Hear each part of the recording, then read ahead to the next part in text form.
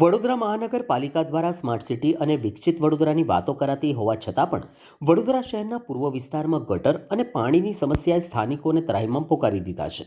વડોદરાના વાડી વિધાનસભા ક્ષેત્રના ઇલેક્શન વોર્ડ નંબર 4માં આવેલા મહાકાળી વુડા મકાન વિસ્તારમાં છેલ્લા 2 વર્ષથી ગટરો ઉભરાવાની સમસ્યા યથાવત હોવાથી રહીશો ભારે પરેશાન છે. સ્થાનિકોના આક્ષેપ મુજબ વારંવાર રજૂઆત છતાં કાઉન્સિલર પિંકીબેન સોની અને અજીત દજીજ કોઈ કાર્યવાહી કરતા નથી. વોટ લેવા માટે તો રાત દિવસ અમારે ઘરે આવનારા નેતાઓ આજે ગટર અને પાણીની સમસ્યામાં અમારી પૂછપરછ કરવા પણ આવતા નથી. મહિલાઓએ મોરચો સીધો વહીવટી વોર્ડ નંબર 4ની ઓફિસે માંડ્યો હતો, જ્યાં મહિલાઓએ હલ્લાબોલ કરતા કોર્પોરેટરો વિરુદ્ધ જોરદાર સૂત્રોચ્ચારો કર્યા હતા. લાંબા સમયથી ચાલતી સમસ્યાને કારણે લોકોમાં ભારે નારાજગી વ્યાપી છે અને તંત્રે તાત્કાલિક કામગીરી કરે તેવી માંગ કરી હતી. અમારે મહાકાળી વુડામાં અમે રહીએ છીએ, ખોડિયાલ નગર. ત્યાં અમારે 1 વર્ષ થયું. બીજા મહિનામાં ગયા વર્ષે પાણીની ગટરો ભરાઈ ગઈ હતી અને હવે પાણી તમે દેખો ને એટલું પાણી છે ને, અડધો આ પગ ગરકી જાય છે, એટલું ગંદકી થઈ ગઈ છે.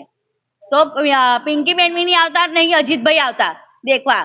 અને ઓફિસે જઈએ છીએ તો કે હા આવે છે, અને ઓફિસે અમે કમ્પ્લેન નાખીએ છીએ તો આવે છે. એ લોકો તો કેવું કરે છે, સાફ કરીને જતા રહે છે. થઈ જશે. ભાઈ સાંજે તો પાછું એ જ પ્રોબ્લેમ છે. પહેલા સવારમાં ઉભરાતી હતી, હવે તો 2 ટાઈમ ઉભરાય છે.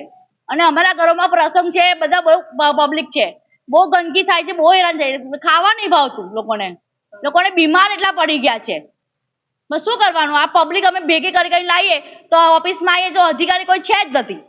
એવું કે છે 15 મિનિટમાં તમે તમારા ઘર પાસે અમે પહોંચીએ છીએ. કેમ અમારા ઘર પાસે પહોંચો, અમે ઓફિસે આવ્યા તો તમે ત્યાં કેમ જાઓ છો?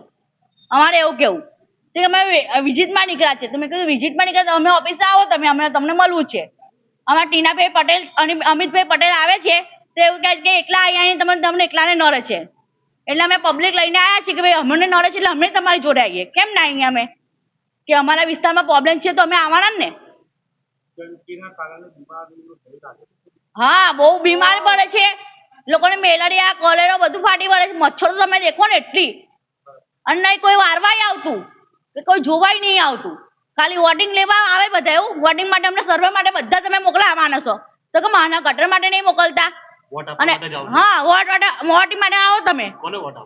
હે, અમને પિંકીબેન છે, અજીતભાઈ છે, એ બધા વોટિંગમાં આવે છે તો કેમ નહીં અમને આવતા? હા, આપ્યા.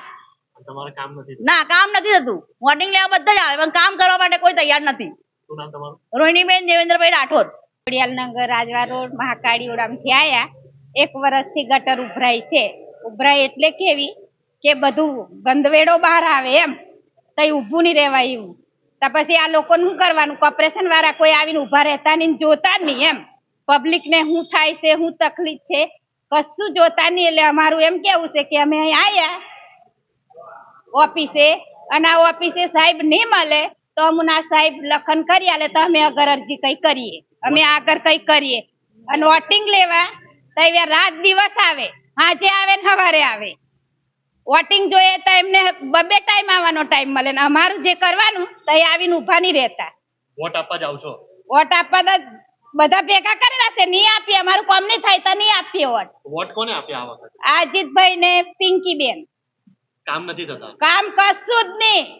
કોણ ઓળખે આવા ઉડાના મકાનો વાળાને? કોણ ઓળખે? અમે તો ગરીબ થી જઈએ ને. વોટ આવે ને તો માલદાર, વોટનું પૂરું થઈ જાય એટલે અમે ગરીબ, એટલે કોઈ ઓળખતું નહીં અમુન. શું નામ તમારું? જીલાબેન ગિરીશભાઈ બારિયા.